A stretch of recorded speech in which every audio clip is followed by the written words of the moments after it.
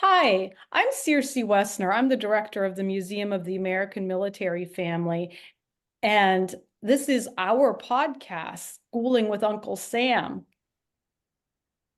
Hi, I'm Chris Ampersino, Public Affairs Director for the Museum of the American Military Family.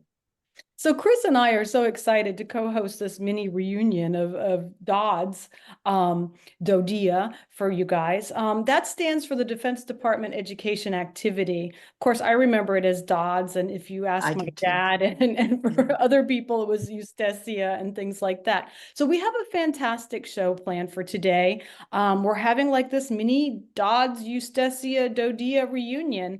And so we're joined by some former teachers and students that are going to talk about their experiences going to school with the Defense Department. So I guess we're ranging from the 50s through 2022. So hi, everybody. Hello. Hi, Susie. Hi. Hey. This is a great opportunity for you guys to start off the conversation by introducing yourself and then giving a short memory of, your one of your favorite memories of going to school with DODEA. So just a really short story. Why don't we start with Kathy? Okay. The school I attended was in Vicenza, Italy, and it was from 1972 to 1974. And what I remember about it was the awesome field trips in the area. Learning Italian, we'd have somebody coming in and teaching us Italian, and also the blended nationalities that were there. Like the German and the Italian, and just so many of an exposure as opposed to when I would go to school in the States. It was just a wonderful community there. I loved it. So that sounds like a very typical Dodds experience. But Kathy, you have to tell us your whole name because once we record this, you're going to have to do a name. Oh, okay. My name is Kathy Sidlow Wilkes, and I was let's see, a story about that was, well, really when the lady that came to teach us Italian, when we had to explain to her when we said about the United States of America, she was trying to figure out, because she said, oh, we have provinces in Italy, and then us trying to, second graders trying to explain to her, the difference between the United States of America and then the different provinces of Italy. So that was kind of like an eye opener, even in second grade. Cool. How about you, Candace? I went to school, DOD school in England, and I was 7, 8, and 9. I went to Bentwaters Air Force Base, the first two, and the Woodbridge, the second. And I was always so impressed. Our teachers often had us to, well, not often, but had us to their house even. We had fantastic field trips. I remember my third grade teacher had us over and we baked cookies at her house. And my fourth grade teacher, we went to her wedding on the base. It was really exciting. So we really enjoyed that. And then my sophomore, junior year, I did in Okinawa. And that was kind of hard because I had left an area where we had lived 5 years and I was kind of settled in. And then had to make this huge change to Okinawa. But the schooling was excellent. I had excellent teachers there. And I'm so thankful for all of them. Some of them were so young, just out of college and leaving their family when it wasn't so easy to travel and coming to teach us. Yeah. So Candace, give your full name. Candace Zingrath Camphouse. How about that one? I know you've been in so many of our books. I can spell your name now. So it took a while. Okay, Karen, what about you? Okay, so my name is Karen Walworth Tram. I came into Dodds in 1986 as a teacher in the Philippines at Subic Bay on the Naval Station. And in time, I met my husband there, although we didn't get married right away. He transferred to Naples, and I transferred to Italy or to Germany, to Bamberg. I was at Struhlendorf Elementary School for a year. While I was there, we got married, and I moved down to Naples and taught there for a couple of years. We moved to Guam. I taught there, but it was before, of course, Dodia had any schools there. Was out for a few years. We lived in Monterey. I had two boys there in Monterey. We went back to Europe, to Rota, Spain, and I went back in Dodds there. I think that's when it turned to Dodia while I was in Rota, and my husband retired, and I was able to access and then take a job in Vicenza, and I lived and worked in Vicenza for the next 16 years.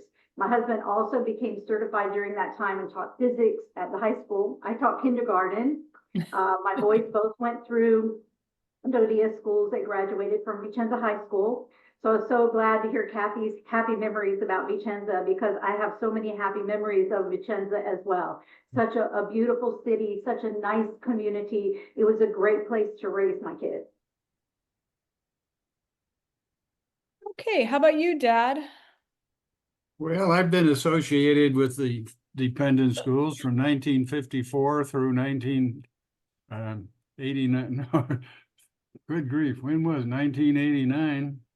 Started as a teacher of physical education in Izmir, Turkey, moved to Ramstein, Germany, to London, England, then went into administration to be a principal at Toul Rogier in France and Drew High School in France, and wound up as the executive officer for the directorate of the European area and the official U.S. Army liaison to Dodds. So I have over 30 years of involvement with the system and enjoyed just about every moment of it. So I forgot to say, I guess we should say that's Karen Tram and that's Allendale Olson. Oh, yes. Yeah, we have to introduce ourselves. Yeah. Okay. Well, we're going to continue this conversation. Okay, Chris, how about you? I attended Dodds in Seville, Spain, in Sevilla from 1965 to 1968. Mhm. And then we went to Guam, where I was in Catholic school, and then went to Japan from 1969 to 1973. And when I started high school in Japan, our high school was chosen as one of several schools around the United States as having a modular system. So it was set up like college, and we wouldn't go to class every day.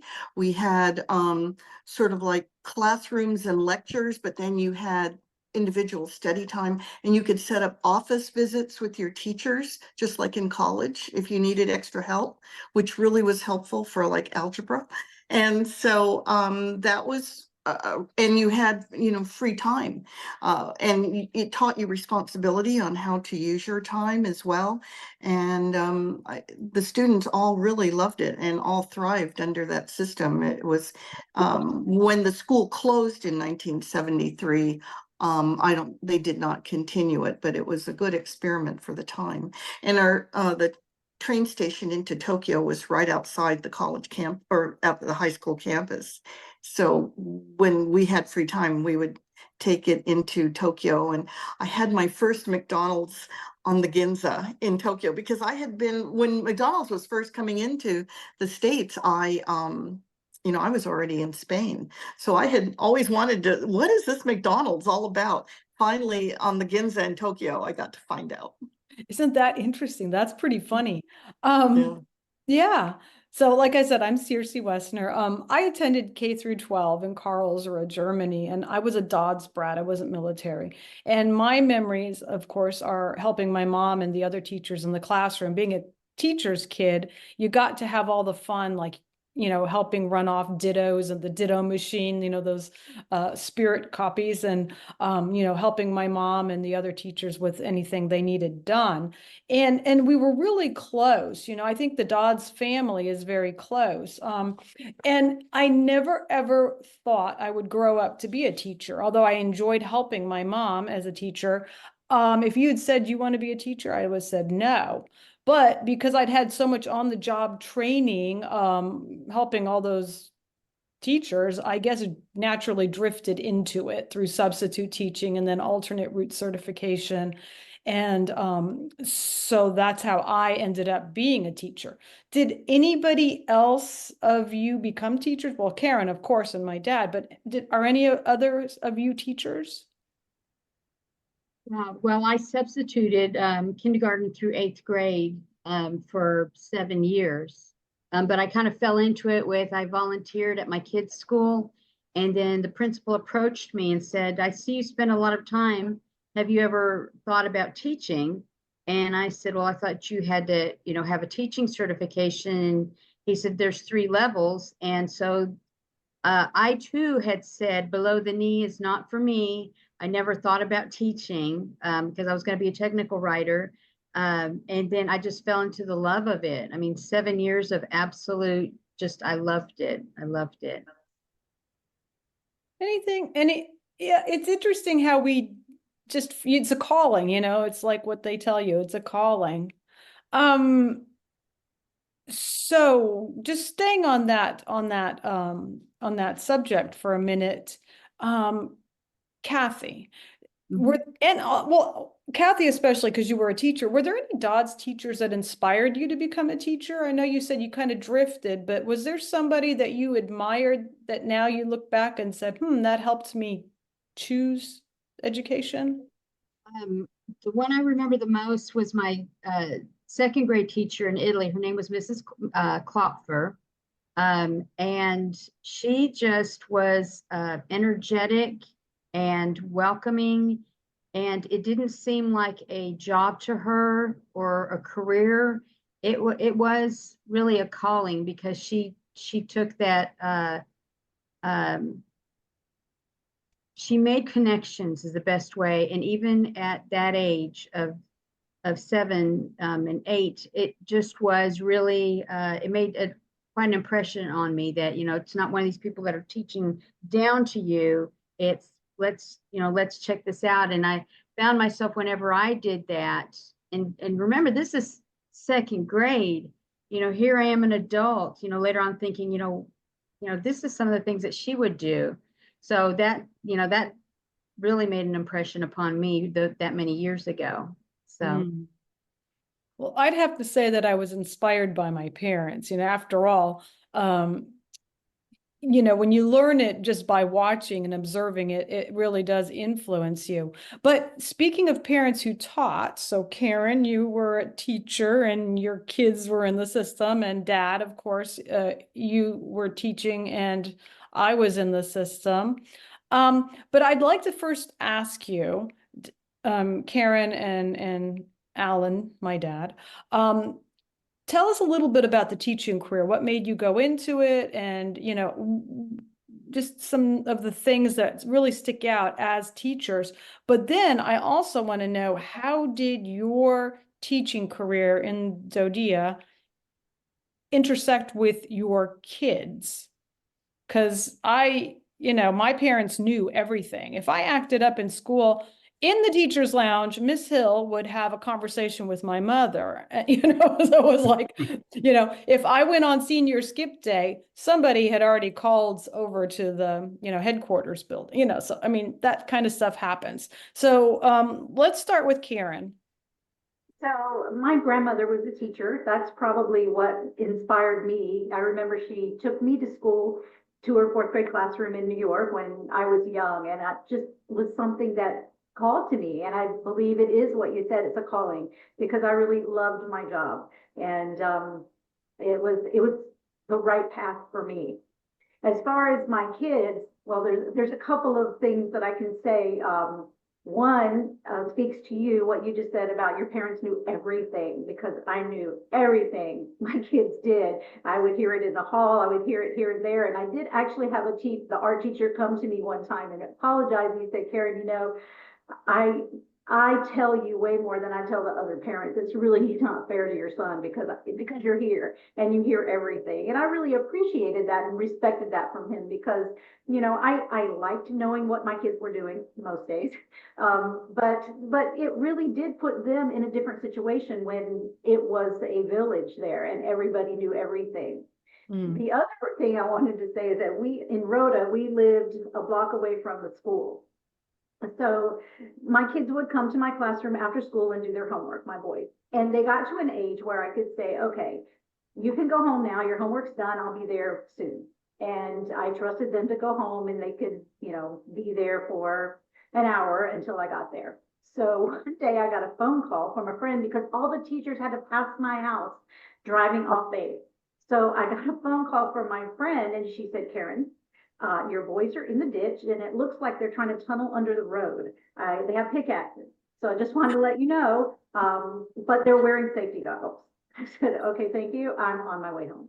And then another day, my same friend called me. She goes, Karen, your boys are on the roof. And I said, okay. And she said, I think Gene is there with them. That's my husband, but you might want to go home and check. So not only did everyone know what was going on at school, they knew what was going on at my house.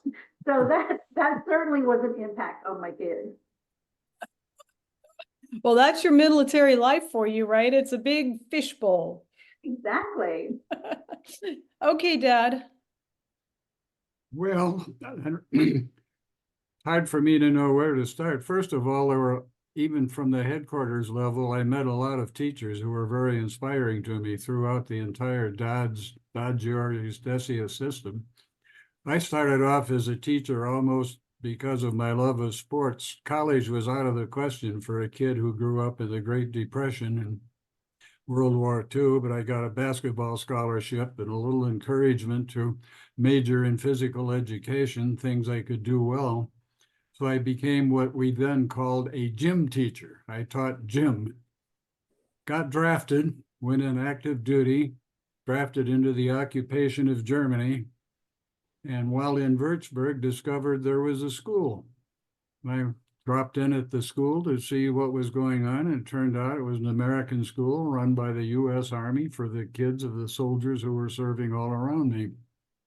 I thought this was a good deal. I'd been teaching in the States, so I talked to the principal about applying, and he told me how to fill out the forms and suggested wait till I get out of the Army and get hired in the States rather than over here to get the benefits.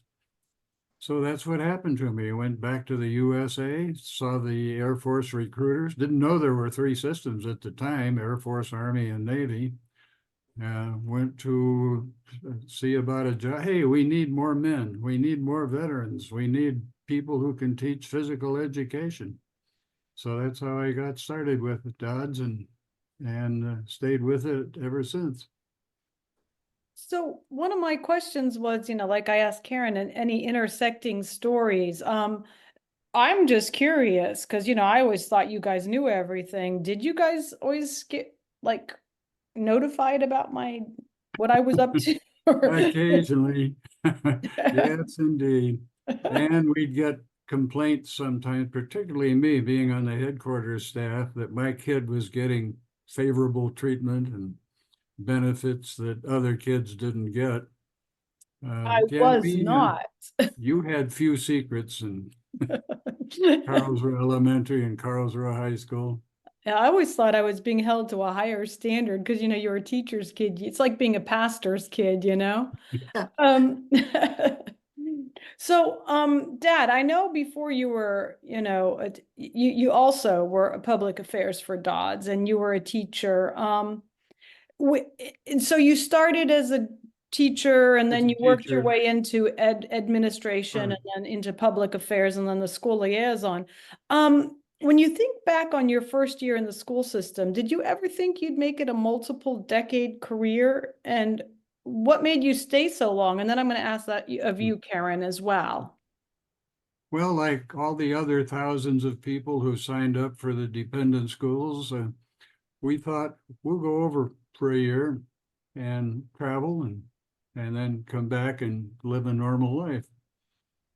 I was exceptional in some ways because your mother and I were married at a time when they weren't really hiring married couples, but because I had also been a veteran and in a position they needed to fill, they took me and finally agreed to let your mother be my dependent, as we used to say in those days. And once she got over and into the system and became a teacher, then we were a couple. Did I aspire to make a career? I can't say that I did. I had one opportunity to leave the system, which I took advantage of. I went to be on the staff of the National Education Association in Washington because I'd been a teacher activist early on, one of the early founders of the Overseas Education Association. But then the new director, when the schools were all consolidated under one director in Europe and one director in Japan, the European director came through and said, I need you. It's a big job. We're rebuilding the school system with your connections through the NEA and the states and the experience with the schools. Joined my staff.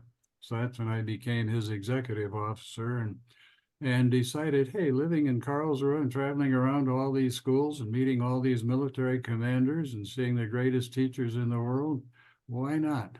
So that's when we made the decision and stayed almost 32 years. So Karen, what made you stick with Dodds? Well, my first teaching experience was on Guam prior to Dodds, and I was there for 2 years, and I loved being overseas. It was exciting. It was an adventure, and I was bitten by the travel bug and the excitement of living overseas, because as we all know, living overseas is much different than traveling overseas. So when I had the opportunity to come in to that system, not only was I able to travel and meet new people who shared my interest, I also, system itself, I had worked on Guam, and Christine, I know that you said that you had gone to school there. The school system on Guam was not funded like Dodds was. It was So I ended up in Catholic school. But I don't know your experience. I worked up in Dedido at Weddingale Elementary, and it was it was night and day from what I experienced in Dodds, as far as having supplies, as far as the resources available in the schools. So that and also the salary for Dodds teachers, and having a housing allowance and all of those things just really made me feel like I had a great situation. And I was in Dodds for 5 years. Part of that was while I was married, and then when we moved, Gene and I moved back to Guam. My second time, his first time with the Navy, it was before the Dodds schools were there, and I had to get out, and it broke my heart. And I just kept saying, oh, I wish there were Dodds schools on Guam, which of course now they're Dodia is out there. But I just felt like all I wanted to do was to get back in at some point. And so when that opportunity arose, when we went to Rhoda, I jumped on it, and we were able to, we always said, if you retire from the Navy, we could get back into Dodds, and maybe Gene could teach and we could stay overseas. And that's exactly what happened. And we're just so fortunate. I love the system. As far as I would sit at my table with my kindergartners, and somebody would say, oh, look at that picture. That is the Eiffel Tower. It's in Paris. I've been there. And I love that because it was true and they could speak to it. And this is a 5-year-old. So I loved teaching in that situation where our children were so culturally immersed and were becoming world citizens at an early age. It's a great system. That was actually one of you broached on a subject that I was curious about, and other teachers as well, as to teaching in Dodds, whether or not there were what difficulties and challenges, such as supplies, like you mentioned, and not having all the resources that teachers would have here in the United States. And you mentioned that you experienced that. I wondered if any of the others did as well. What were some of the differences in teaching in the States versus in Dodds? And did anybody else have that experience of not being able to get the supplies they needed? Yeah, let me tell you something that's both illustrative of some of the problems and a little bit humorous as well. Somewhere back in the late 60s, early 70s, supply shortages were common. And part of the reason was scheduling, transportation, on not knowing how many students we'd need and so on. But one of our 4-star generals decided that he was going to fix this problem. He was going to dedicate one big airplane and load it with school supplies and fly it to the furthest extremes of the European area and start distributing the supplies, 2 or 3 weeks before teachers would report for duty. Well, he was successful in getting the aircraft to Turkey, to Ankara, and they were unloaded and then sent. We discovered that the local contractors who were moving the supplies on the ground were putting them on camel caravans. And so they were leaving Ankara and going by camel to Izmir and Karamürsel and Incirlik. It Oh would my take them gosh, 2 weeks to get there. that's And they didn't get there hilarious. any sooner, even though we had the dedicated airplane. But Wow. a remarkable story, trying to get supplies to the right places at the right time. Oh my gosh, do you have pictures of that?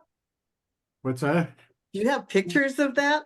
What a great Not story anymore. of Just as a supplies reminder, coming in by Make camel. certain Danny has I thought that well. would be a fun thing to put in the museum, Yeah, Yeah, it exactly. would. Well, right?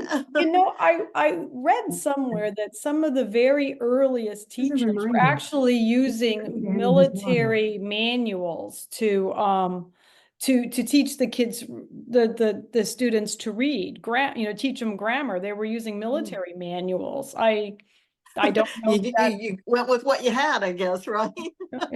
Yeah. When I was on Guam, and this was not a Dodds school, this was prior to my Dodds experience, but Christine, you might appreciate this. We had the old Ditto machine, like Cersei mentioned before, and we didn't have copy paper. So we had paper that the Navy had given us, and it was old marine maps that they cut to size. So we would take our stack of paper that had maps on the back of it, and we would run things off on that. So the fun thing was to flip it over. I know Cersei thinks the fun thing was smelling it, but Oh, Love that smell. I miss it. Yeah. over and trying to figure out where the map was on the back.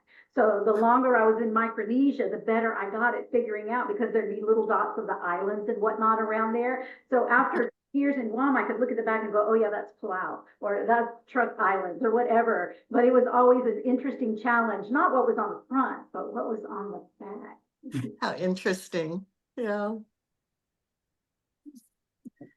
So So, Chris, and oh, sorry, go ahead. yeah, no, I was going to say, go ahead, Chris. No, it was just kind of, this was kind of a little bit out of order of what we were going to talk about, but Karen also, she touched on something that I was curious about, being a teacher in Dodds, having been a student, if they were able to relate to the children in a different way. And for example, having children that could identify the Eiffel Tower because they had just been there. Maybe they lived in France and that type of thing. And I was just wondering if they just had a better understanding of the children, just because they could identify with that, having been a Brat and now being a teacher in Dodds, kind of having those shared experiences. Well, I did, because I grew up in the Dodds system, and then I was a military spouse, and so I was subbing in Germany for Dodds, and then also I taught middle and high school in Puerto Rico for the DDS, and so my students were all Navy kids, mostly Navy kids. And since we were there all, I was military family, living there, working there, and they were, students we were all in the same lifestyle. So it made it very easy. We understood, the culture of the base, we understood the culture of the military. So it made it a lot easier. And then because, because we came from similar but different backgrounds, my husband had deployed, other people's parents had deployed. When we did have tragedies or difficult times, we all stepped in to help, and we kind of understood some of the situations and how we could best support it. And I think that really was great for the rapport with the students. I think that's why we had, good rapport with our kids, because we were one of them even though we were adults, we You were- had empathy for their experiences of, coming in, being new kids in school, and you had an idea of some of the things that kids having to move around, if from school system to school system. So, yeah, I was curious about that. It seems like it would be. I agree with Cersei. And before, when I said that about mixed families, I meant because my parents were had European background, and Dover was like a port for people coming in from Europe. But sometimes, like, the mother or the father would, speak only would speak two languages, but their kids were the first time coming in, having an appreciation for another culture and asking them, because I'll never forget when I moved back from Italy to Oklahoma. The teacher had said, "We have Kathy here, and she just came from Italy," and it was like completely new because my dad didn't really do DoD schools except when we went overseas.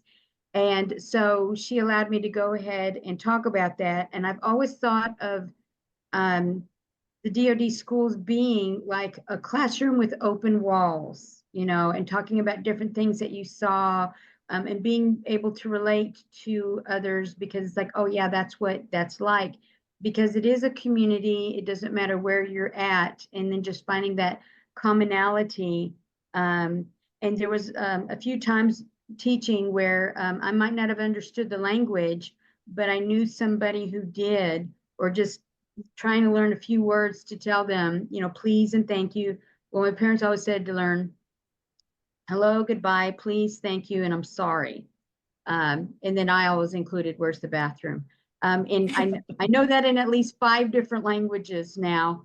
And so it was, and as long as you tried, they saw that you made the effort. That was the other thing that they taught me. And so that's always helped me too. And the other thing I wanted to add was, as far as when I had to teach a class that my kids were in, my son came up with this brilliant thing. He says, "Mom," he says, "I know that it's going to be your first day with my class." He said, "So I figured it out. Rachel and I are going to call you Mrs. Wilkes instead of Mom. And we're going to tell our friends to do the same thing, not Steve's mom or Rachel's mom, in order to not confuse everybody." And here he is, at first grade, telling me this, because, he's thinking ahead. He's thinking ahead. That's cute. That's really cute. Speaking of parents, Chris, did you have a question about parents? Yeah, I was wondering, we've talked about,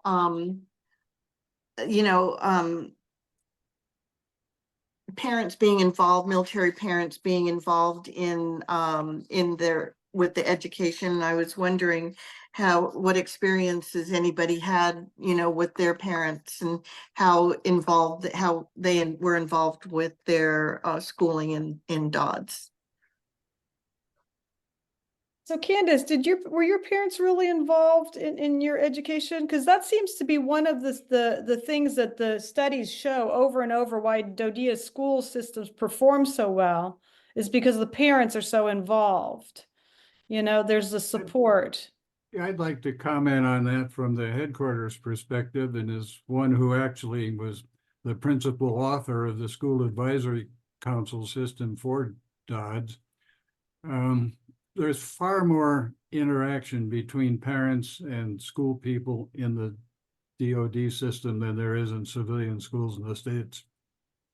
And the National Assessment for Educational Progress that you just referred to, that compares test scores and achievements of students in various school systems, noted that. But yes, there are actual directives now that enable parents to be involved, and there are requirements for schools to have regular meetings with councils. There's a area of PTA for all of Europe. I think there's one for all of Japan too, that keeps in touch with parent-teacher groups in the States and relay their concerns to DoD and vice versa. So yes, there's a very active interaction. And then of course, when you're living overseas in a military community, you're all in it together. You can't really escape being involved. Yeah. And then there's another dimension, and I love to tell this story. When the commander of the Special Forces training installation in Bad Tolz, Germany, told me at a PTA meeting in that school building one day. I said, boy, everybody in town is here. The whole community's at the PTA meeting. He said, you're damn right they are. I told them they better be here or I'd have their, he directed them to be in the PTA. So yes, there is a more direct and intimate relationship. So wait, I was asking Candace, don't think I let you off the hook, Candace. Well, this is an interesting question because I don't remember my parents ever being involved. I do remember in a civilian school, well, I guess like I was in a high school band and all the years in high school, they got involved with that. But like, say when we lived in England, my mother didn't have a second car. So she wasn't able to come to the school. It was almost like I went to work. I was at school all day and that was it. I don't remember my parents ever coming to the school or anything like that. I do remember my parents teaching us, education is very important. We want you to do well in school. This is really important. But now it could be, I just don't remember, but I don't remember that. You must have been a good kid. That's why you don't remember. Otherwise, your parents would have been all the time. So Karen. So as a teacher, I had a permanent cadre of parents that came I had a Monday volunteer, a Tuesday volunteer, and I really encouraged that because having more eyes and ears in the kindergarten classroom allows me to do a lot more. But also I want the parents to see how hard the kids work. In kindergarten, they think, oh, they just play all day, but there's much more planning and integration that goes into that program. So I really enjoyed having the parents in the classroom, and I had moms and I had dads, I had active duty, I had stay-at-homes, I had everything going on. And for those parents that can't volunteer because they are working, what Oli mentioned, they still have a conference program in place where parents are let off of work specifically to attend parent-teacher conferences. So if they can't volunteer, they're still required to go and meet with the teachers. And I don't mean to say required like it's a bad thing. It's always been a good thing, and the parents appreciate that, and the commands support that. And that's, I think, the huge difference between Dodia and the stateside schools is that the commands are supportive, they're involved, and they allow the parents the time. I mean, I had parents that came and volunteered, active duty parents that came and volunteered on a weekly basis, and they had set it up with their command that every Wednesday I'm going to go do math workshop with Mrs. Tram, and I'm going to be there for an hour, and that was fine. And so I appreciate that, and that is so important, because the kids see that and they go, oh, mom and dad think school's so important, they're going to come too.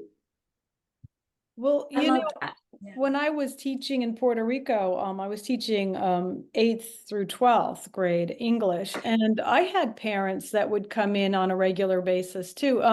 We were doing the yearbook, and we had a mom who literally, she was an army of one, but she could get support and raise funds and organize. I would be like, do you think we can? She's like, I've already taken care of that. I've already done it. It's awesome. I wish I had her now. It would be amazing. But so I really appreciated the parents because they were hands-on and they knew everybody in the community. And so they could sometimes interface with the parents that I wasn't able to reach. So I thought that was also very cool. Getting back to now, Chris got me thinking about these supplies and things like that. And so I'm also thinking about some of the unique places that, military kids studied at, like different schools and some of the unique experiences that military kids have. And so I know some of the early schools were in Quonset huts. In our book, Schooling with Uncle Sam, one lady had her classroom in the church basement of the chapel. In Turkey, it was a warehouse. Tobacco warehouse. The tobacco warehouse. A Brat wrote in a story years ago about she took a ferry to school. She was like a first grader or a second grader. She took a ferry across this huge bay to school every day, you know, independent. So talk about more unusual places, or buildings that you attended as a child or as a student, or where you worked, or just interesting places to have school. Well, Okay. if oh, sorry. Okay. I did my, when I was in Bentwaters Elementary, we had a Quonset hut. And let me tell you, it was freezing cold. And so our teacher used to tell us to sit on our hands to keep us warm with our coats on, you know. And so my mother got kind of worried, and she thought, well, I'll put pants on under your dress. Like I already had woolen tights and fur-lined boots, and now I have these pants on. And they said, oh, no, no, no, that is not in the dress code. You cannot wear pants to school, even though it was under a dress. But it was really quirky, but we kind of liked it. It was a very cozy kind of thing because of the curved thing. It just was cold in the winter.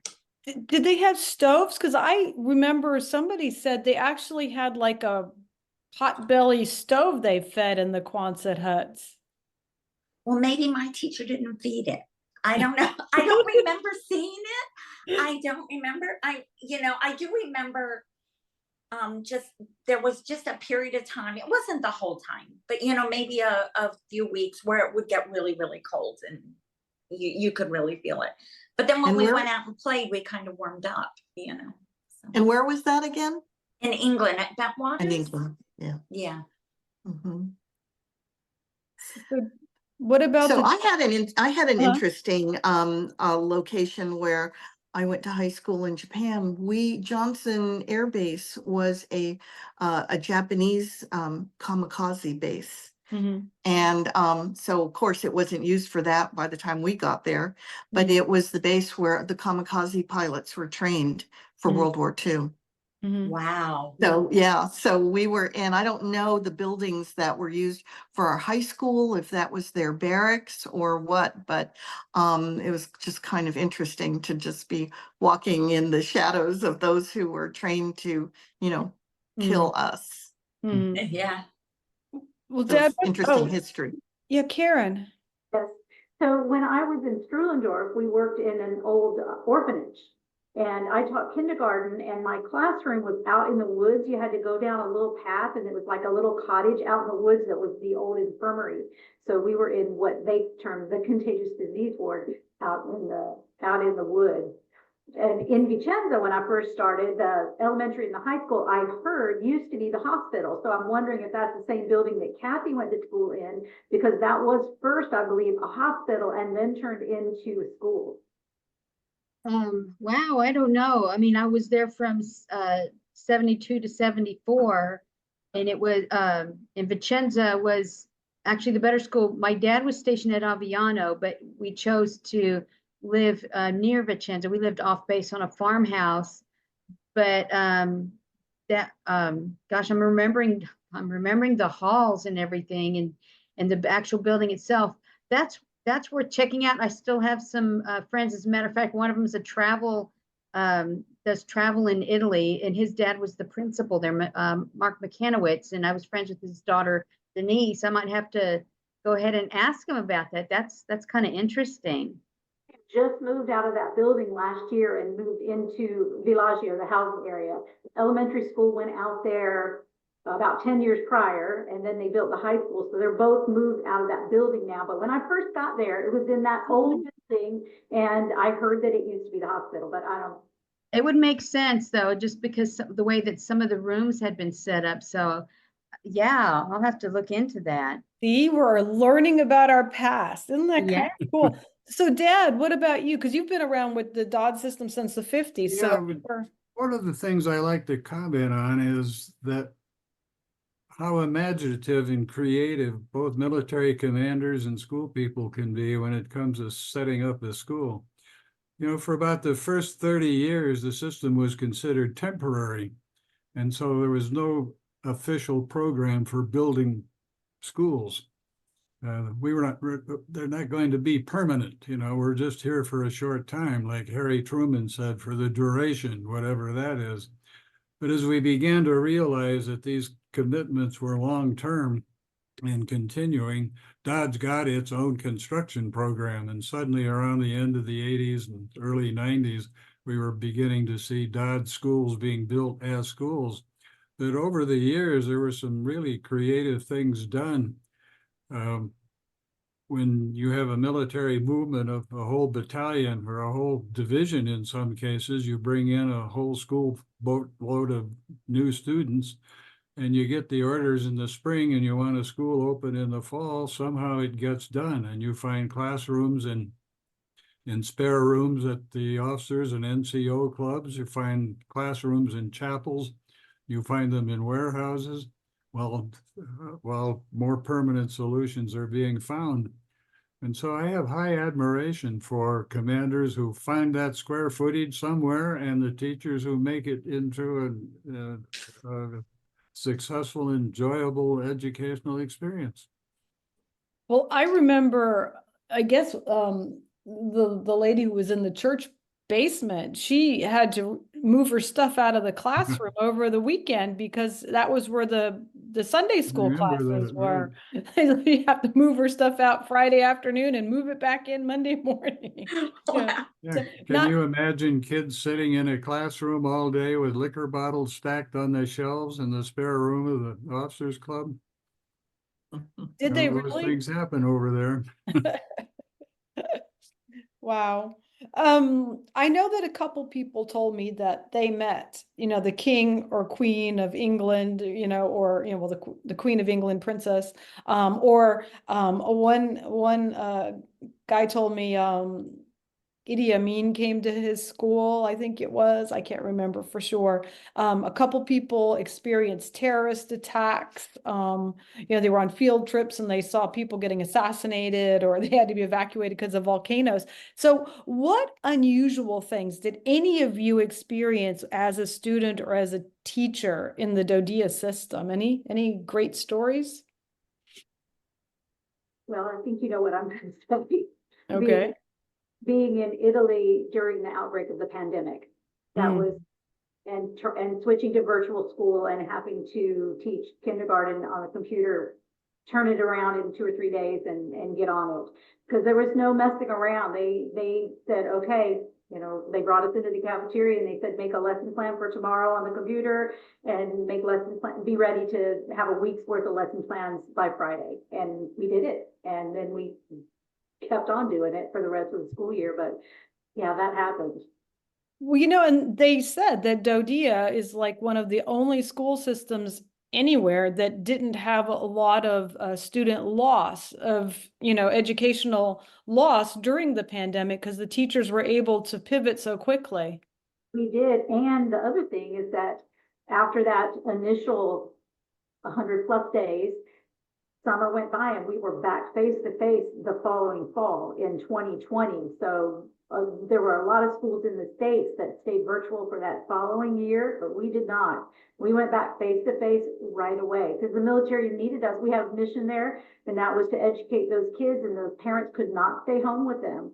So, and they couldn't bring them to work, although that did happen in the beginning. Some kids went to work with their parents because of the dual military families. But right away, they said, no, you're going back in the classroom, and this is how we're going to make it happen. And they did. Yay for preparedness and flexibility of the military. Yeah. Although I was thinking that Karen was going to tell us about the cobra on the playground. It will show us. My favorite story. Okay, so I'll just be brief because I know I'm talking a lot. Sorry. So when I taught in the Philippines, one morning my kids came in and they said, "Teacher, there's a cobra on the slide." And I went, "Oh, okay. I'm not a snake person," so I just kept thinking, "Thank God I wasn't on recess duty." I said, what did it look like?" And they told me, "Well, it looked like Jacob's pants." And so I looked over at Jacob and he's wearing like camouflage pants. And I was like, okay, well, recess is over, whatever. Later, I asked the gardener, and I will say this, our school was right in the middle of the jungle. A gorgeous campus. They had a team of gardeners that just kept it looking beautiful all the time. One of the gardeners came by and I grabbed him and I said, "Was there a snake out there on the playground?" He goes, "Yeah, it was a python. It was on the slide." And I'm like, okay, all right, then, yeah, good thing I wasn't there. So then about a month goes by and I'm getting ready to send my kids out to Host Nation, and my aide in the back of the room, she looks at me and she goes, there's a snake in my reading chart hiding. And so she took the kids out of the classroom to Host Nation and got the gardener. And they always would, they had these long snake sticks that had this wire loop on the end because they did remove snakes from the playground sometimes. So they came in the classroom and they took the snake out. I was standing on my desk then. They took the snake out, and right then I had a parent walk in, and it was National Education Week. It was November, and I told him what happened. I was still a little bit flustered, and he said, "Lady, where do you keep your alcohol?" And I don't know if he thought maybe I had been drinking or I should be drinking. I don't know. But anyway, he left, and then my assistant principal came in, and Jim Bowers. I don't know if any of you know Jim Bowers, but he said, "Karen, you need to know that what they took out was a king cobra, smaller, but they mate for life, and there could be another one in here." And so then they took all the kids' backpacks out in the hall, and they went through all the backpacks to make sure there was no snake in there, and they couldn't find it. And they checked the classroom. There was no other snake in there that we could find. So the kids came back in, and then it was kind of business as usual for the next day, or for the rest of the day. But you can imagine how I felt the next day, walking in the classroom first thing in the morning, looking around, and every day after that thinking, what if that thing is still in here? Now, I did move classrooms at the end of the school year, but not for that reason. I changed grade levels. But yeah, that was my experience. And I don't know how well I handled it. I didn't scream in front of the children, which I thought, or worse, in front of the children. I thought that was good, but I did, jump up on my desk and they were escorted out. So that's my snake story. Anybody else have any unusual experiences going to school with Dodia? When I lived in Spain, schools here in the States shut down for weather usually. Maybe power outages, which I guess are weather related. And our school was shut down for several days in 1967 as a result of the Arab-Israeli war. And the locals in Beirut in Lebanon were attacking the U.S. consulate and military or U.S. businesses and harassing American families. And so they were told to evacuate to the airbase immediately. The husbands were calling from the office and sending their families on without them. Like some of them met up with them later and on those flights. Some didn't meet up with them until days later. So they basically had to evacuate with just the clothes on their backs. And for some reason, I don't know why that is, but they came to Spain. And one of them was the San Pablo Air Base where we were, and they had no place to put these families. So the Red Cross brought in cots and closed down our schools and decided to house them in our classrooms. And that was just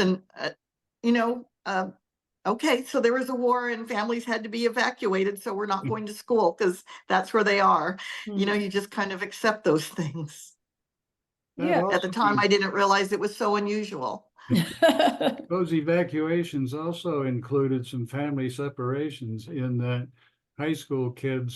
families with high school kids had their kids sent to bases where there were high school dormitories like Torrejon in Spain, Lakenheath in England. Yes. And that was another aspect of Dodds schools that civilian schools in the States aren't familiar with, high school dormitories. Yeah. Any other unusual? Period. I do have. Period too. Oh, go ahead. I remember one time when the whole school was put out in Vicenza because the base had received a bomb threat from, it was nicknamed the Octopus, and I want to say the technical name was Oma Muerta, but they had said that they were going to bomb the school on Vicenza, and we didn't know about it until somebody who knew somebody, it went through the ranks and said that.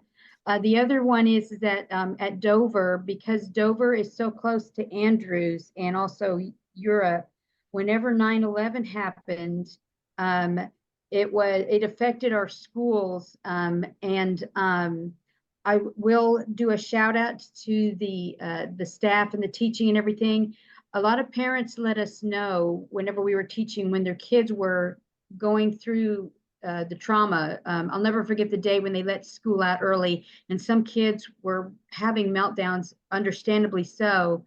But whenever the deployment happened also, we had an excellent team, Mrs. Tonke and Mrs. Sipple. They were the counselors. Well, Mrs. Tonke was a third grade teacher trying to get her master's, and the school decided to have these meetings, lunch meetings with the kids to help the kids understand, because sometimes they were scared or they were thinking about death or whatever.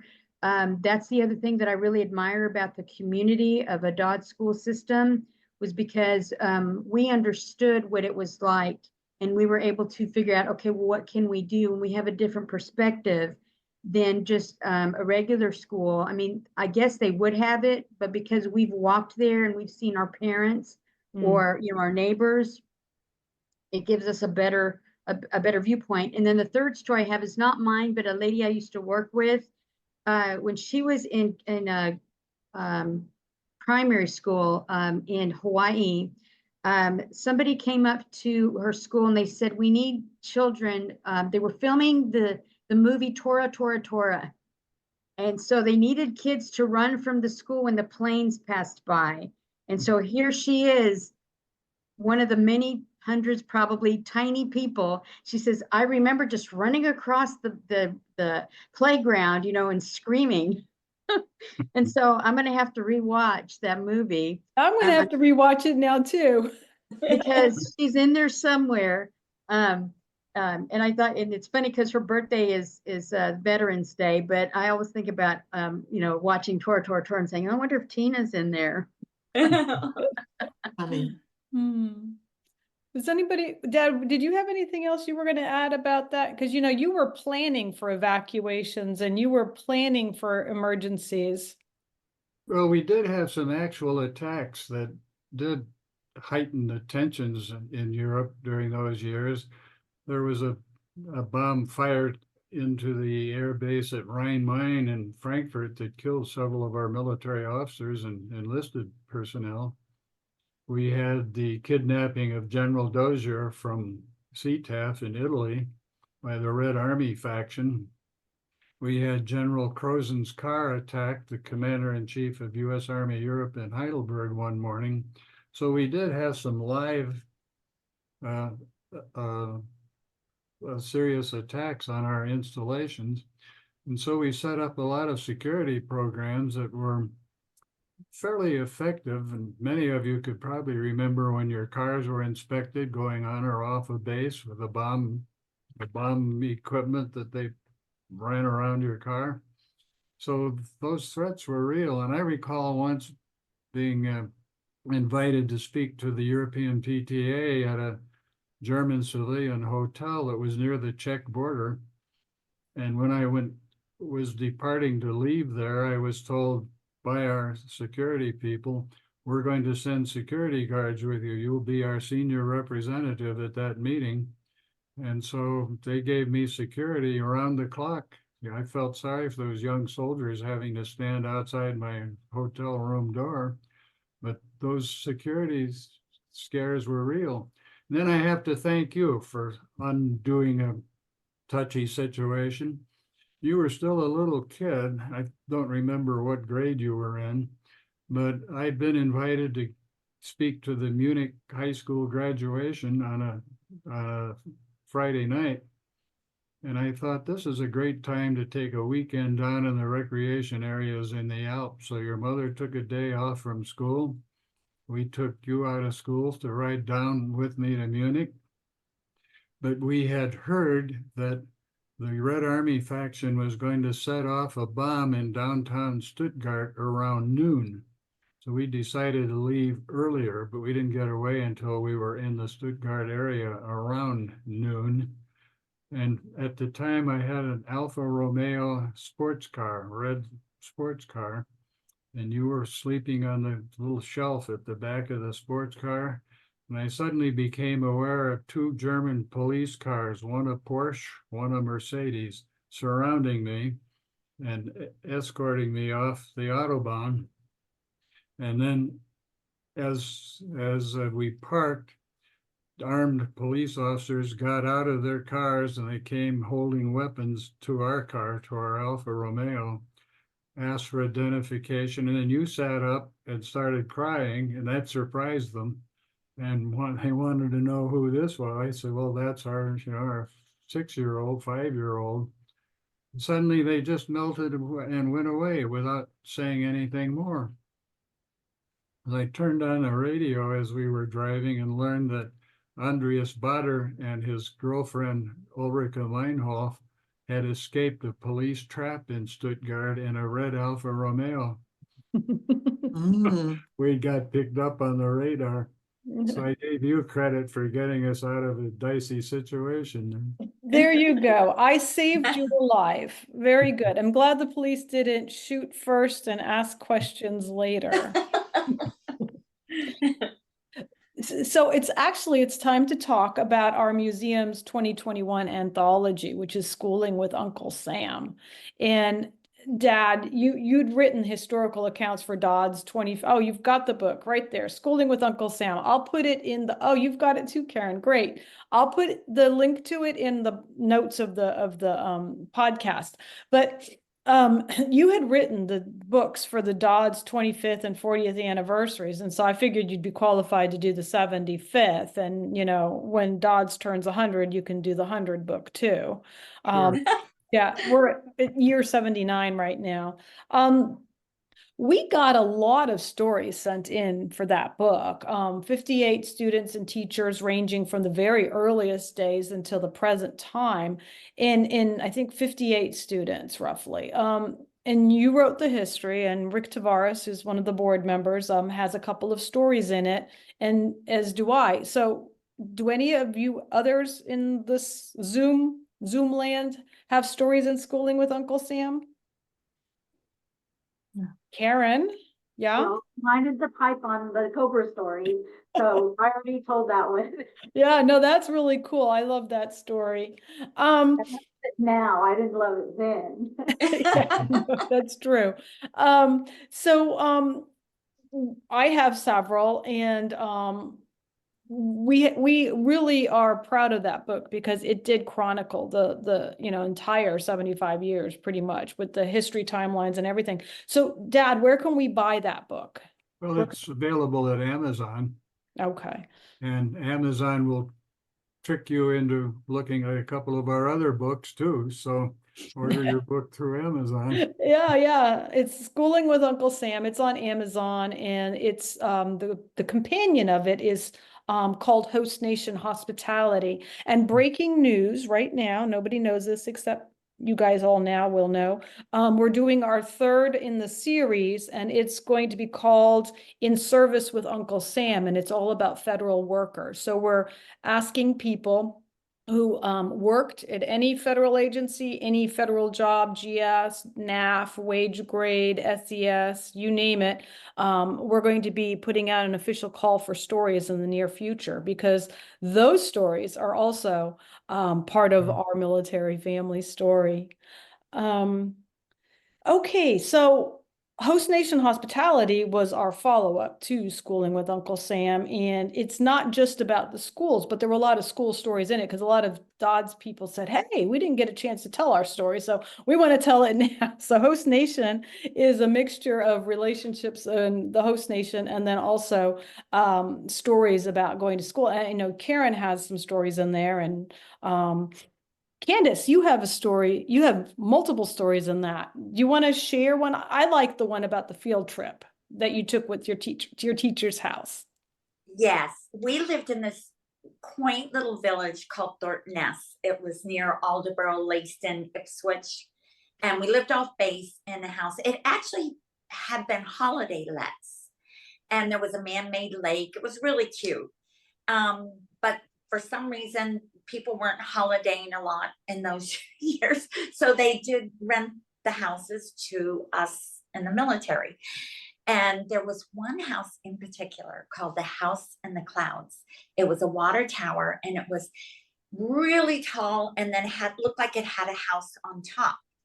And you can see a really cute YouTube video of it where there was a military family that actually led it, and probably just before we were there. And my teacher and maybe 5 or 6 others were renting it. And I always was so curious. I wanted to see it and stuff. So I was in 2nd grade, and Miss Ash decided to have our class picnic there. So, which was so cool because it was in the little village I lived in. And we lived quite far from the base. So we went there, and she actually took us through the house, and each one of them had a level. So well, how neat is that? There are these young teachers from the States, single, and they have this cute little house to live in.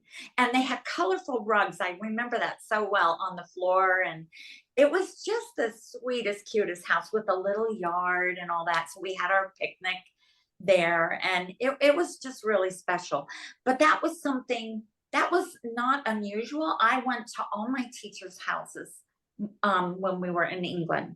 You know, they all had us over. And I don't remember ever, when I went to school in the States, my teacher having us to our house. Yeah, I don't either. Dorothy Cox was a teacher also, and in this time period, now that I'm thinking about it, we have an exhibit that has she donated all of her art, all of the things that she collected over the years to the museum prior to passing. And she lived in House in the Clouds, and I'm wondering if she was one of the teachers that you visited. I just because when you mentioned this and you put it in the book, I said, we have an artifact. We have like a little cup and saucer with it. And then I remembered. So she was probably one of those teachers. She could have been. It must have been. I mean, but how many floors was? I mean, it's a huge water tower. It's huge. I mean, it's like 8 stories or something, isn't it? Yeah, I would say I thought 7, but it's so hard when you're young. You don't really know, but it definitely was a cool place to have multiple levels that each of them had their private little suite kind of. And then they had to share the kitchen and such, but as far as their bedroom, that was pretty neat. Yeah. It's actually a bed and breakfast now. So if you go on like Airbnb or one of those, you type in House in the Clouds, you can see it. It's pretty. I would love to go there. It's pretty cool. So Chris, before we wrap it up, do you have any more questions you'd like to ask, or does anybody have a great story they want to tell? No, the questions that I had for this part, we discussed earlier. It was just natural in the conversation at the time. So, no. Okay. But I think it's interesting that just in this conversation, the overlaps, me and Karen on Guam, Kathy and Karen in Vicenza, and, the House in the Clouds, and you had known about that. And now Candace, talks about when she was a kid. It's just interesting how even just this small group of us have experiences that have overlapped one another. So that's kind of the life of being, service related, Brats and in the Dodds system. It's And it's interesting. also the life of Brats that no one, I live in a very civilian community, and my closest friends are civilians, and they cannot wrap themselves around. Thankfully, my husband's a Brat. So, and my kids all say they're Brats by proxy. And my one daughter lived in several different countries in Africa as an adult, but it's so special. I remember even in 3rd grade, when we were in the Quonset hut, having a reading series. You know how most people have Dick and Jane and all that? We had Cowboy Sam. Never heard of Cowboy Sam. About rustlers and things like that. I don't know who brought that in, or if that's one of the series they could get. And doing, we would sing a lot. And, they would get say there were 3 classrooms for 1 grade. They would get us together, and we would sing and do square dancing and all kinds of things that I don't remember having that camaraderie when we were in the civilian schools in the States. Yeah. Well, I remember when we were living on Fort Jackson, the kindergarten teacher they sent a letter saying that the kindergarten teachers were going to visit us at our house. And I was just taken aback. I mean, teachers coming to the house, really? And so I don't know if that's a state, a thing just that Dodea does, or if stateside schools do it. It was an on-base school, but I don't think it might have been part of the DoD system because it was in South Carolina. But the teacher came to the house, took a picture of our little, I guess he was pre-K. So his pre-K teacher came and took pictures of him. And I just thought that was the coolest thing. I still have the little Polaroid picture of him. He's like this, teachers at the house. Is that a thing in the States, or is that a DoD thing? Does anybody else have their pre-K or kindergarten teacher come to the house? No? No, and my youngest is 28. Nobody ever, well, I mean, we were raised here. My kids were raised here. No one ever did that.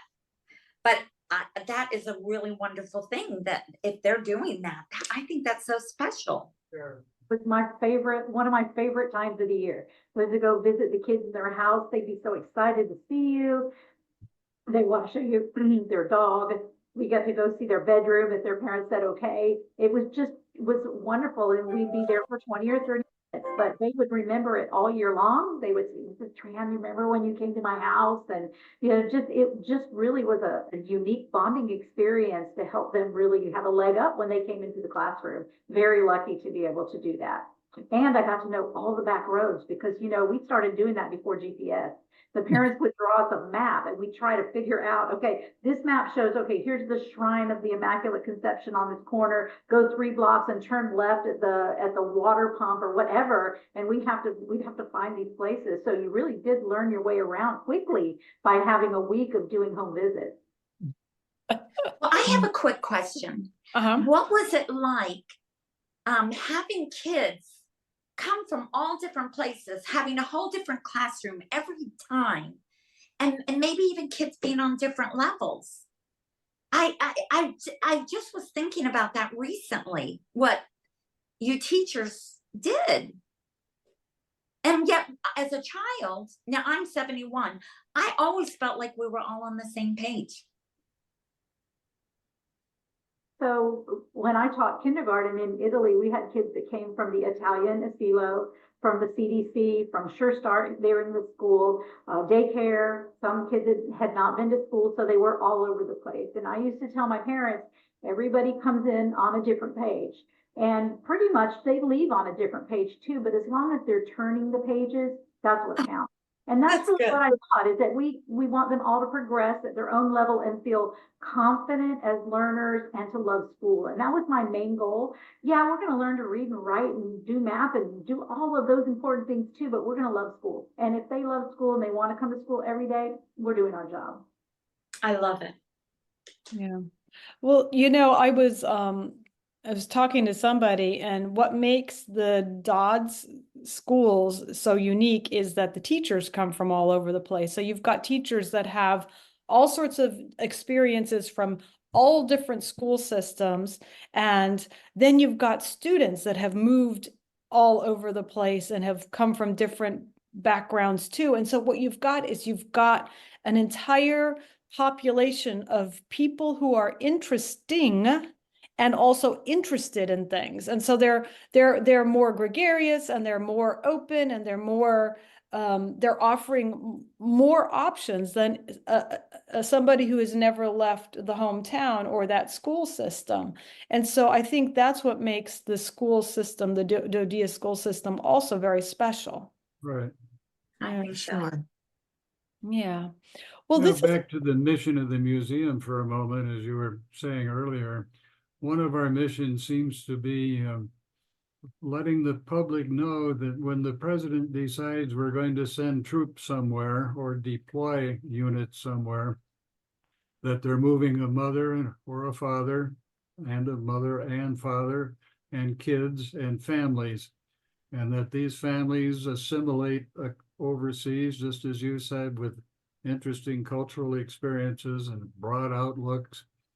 And it kind of makes life understandable if our books, Host Nation Hospitality and Schooling, that these are real people over there serving in Japan and Germany and the Middle East and doing America's work and that will help kids at home as well as overseas. Yeah, yeah. Definitely. Well, we definitely need to wrap it up at this point because it has been an hour and a half, which time flies when you're having good conversation with good people, right? So I wanted to say the last word, go Karlsruhe Knights. Go Johnson Falcons. Hey, just two of you, nobody. Go U.S. Army Europe. Well, it's been great talking to all of you, and thank you for spending some time with us. Thank you for coming in out of the hurricane, Karen. And Yes. yeah, and so we just wanted to thank our listeners also for spending some time with us. And it's been great. We'll have to carry this conversation further at another time. So bye, everybody. Bye. Be Bye. good. Thank It you. was wonderful.